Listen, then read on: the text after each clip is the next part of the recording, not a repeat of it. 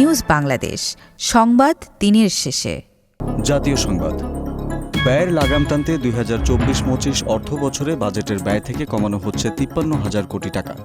সম্প্রতি অনুষ্ঠিত অন্তর্বর্তী সরকারের কোঅর্ডিনেন্স কাউন্সিল বৈঠকে এই সিদ্ধান্ত নেওয়া হয় বলে জানা গেছে। গত 5 আগস্ট গণ অভ্যুত্থানের মাধ্যমে ক্ষমতাচ্যুত আওয়ামী লীগ সরকার চলতি অর্থ বছরের জন্য 7,97,000 কোটি টাকার বাজেট প্রণয়ন করে। অন্তর্বর্তীকালীন সরকার সেটি কাটছাঁট করে 7,44,000 কোটি টাকায় নামিয়ে আনছে। অর্থ উপদেষ্টা ডক্টর সালেহউদ্দিন আহমেদের সভাপতিত্বে এই বৈঠক অনুষ্ঠিত হয়। এতে বাংলাদেশ ব্যাংকের governor doctor Ahsan H Mansur, জাতীয় রাজস্ব বোর্ডের চেয়ারম্যান মোহাম্মদ আব্দুর রহমান খান সহ অর্থ সচিব এবং আর্থিক বিভাগের সচিবও উপস্থিত ছিলেন। পলাতক স্বৈরাচার শেখ হাসিনার আওয়ামী লীগ শাসনে 2018 থেকে 2023 পর্যন্ত গত 5 বছরে দেশে 16,355টি হত্যাকাণ্ড হয়েছে, আর প্রতি বছর গড়ে খুনের ঘটনা ঘটেছে 3,331টি।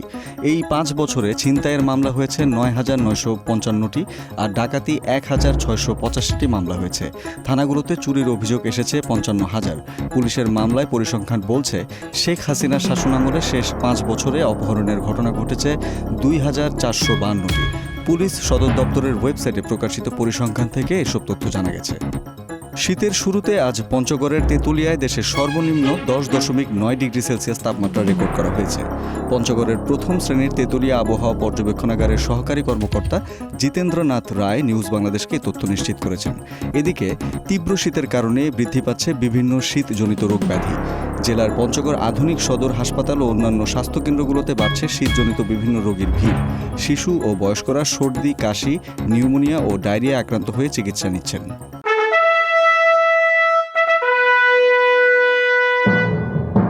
রাজনীতির সংবাদ। ঢাকায় ভারতীয় হাইকমিশন অভিমুখে প্রতিবাদ পদযাত্রা ও স্মারকলিপি দেওয়ার পর Dhaka to Akhaura long march কর্মসূচি ঘোষণা করেছে বিএনপির 3 অঙ্গ ও সহযোগী সংগঠন। আগরতলায় বাংলাদেশের সহকারী হাইকমিশনে হামলা ও উস্কানিমূলক অপপ্রচারের প্রতিবাদে যৌথ এই কর্মসূচি পালন করবেন তারা। আগামী বুধবার রাজধানীর নয়াপল্টন থেকে এই লং মার্চ শুরু করবেন নেতাকর্মীরা। আজ নয়াপল্টনে বিএনপির কেন্দ্রীয় কার্যালয়ে যুবদল, স্বেচ্ছাসেবক দল ও ছাত্রদলের জরুরি সংবাদ সম্মেলনে এসব তথ্য জানানো হয়।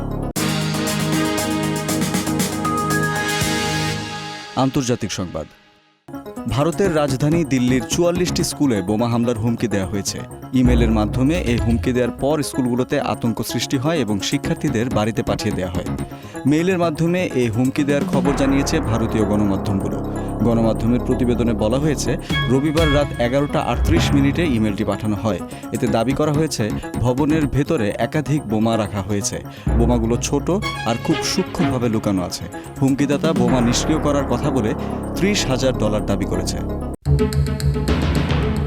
তথ্য প্রযুক্তির সংবাদ। আবহাওয়ার শক্তিশালী পূর্বাভাস মডেল নিয়ে সুখবর দিয়েছে শীর্ষ টেক জায়ান্ট গুগল। এবার প্রতিষ্ঠানটি কৃত্রিম বুদ্ধিমত্তা বা এআই এর নতুন আবহাওয়া পূর্বাভাস মডেল তৈরিতে কাজ করছে বলে জানা গেছে। গুগল জানায়, কৃত্রিম বুদ্ধিমত্তা বা এআই এর নতুন এই মডেল বিভিন্ন আবহাওয়ার পূর্বাভাস অবস্থার চেয়ে বেশি কার্যকর।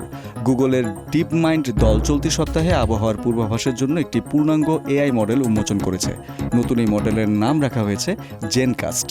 সম্প্রতি নেচার বিজ্ঞান সাময়িকীতে প্রকাশিত একটি গবেষণাপত্রে ডিপ মাইন্ড গবেষকেরা নতুন মডেলের তথ্য প্রকাশ করেছেন। খেলার সংবাদ। টানা 11 জয়ের পর ওয়ানডে সিরিজের প্রথম ম্যাচে বাংলাদেশকে হারালো ওয়েস্ট ইন্ডিজ। সেন্ট কিটসে টস জিতে শুরুতে ব্যাট করতে নেমে নির্ধারিত 50 ওভারে 6 উইকেট হারিয়ে 294 রান সংগ্রহ করে টাইগাররা। দলের হয়ে সর্বোচ্চ 74 রান তুলেন মিরাজ। জবাবে খেলতে নেমে 47 ওভার 4 বলে 5 উইকেট হারিয়ে জয়ের বন্দরে পৌঁছে যায় ক্যারিবীয়রা। লক্ষ্যতারায় ওয়েস্ট ইন্ডিজের শুরুটা খুব একটা ভালো না করলেও শাই হোপ ও শেরফেন রাদারফোর্ডের ব্যাটে ঘুরে দাঁড়ায় ক্যারিবীয়রা। 99 রানের পার্টনারশিপ করে ব্যক্তিগত 86 রানে হোপ বিদায় নিলেও ক্রিজে রীতিমতো ঝড় তুলে জয় সহজ করে দেন রাদারফোর্ড। সর্বোচ্চ 113 রান করে দলীয় 288 রানে বিদায় নেন রাদারফোর্ড। এছাড়া জাস্টিন গ্রিপস করেন অপরাজিত 41 রান।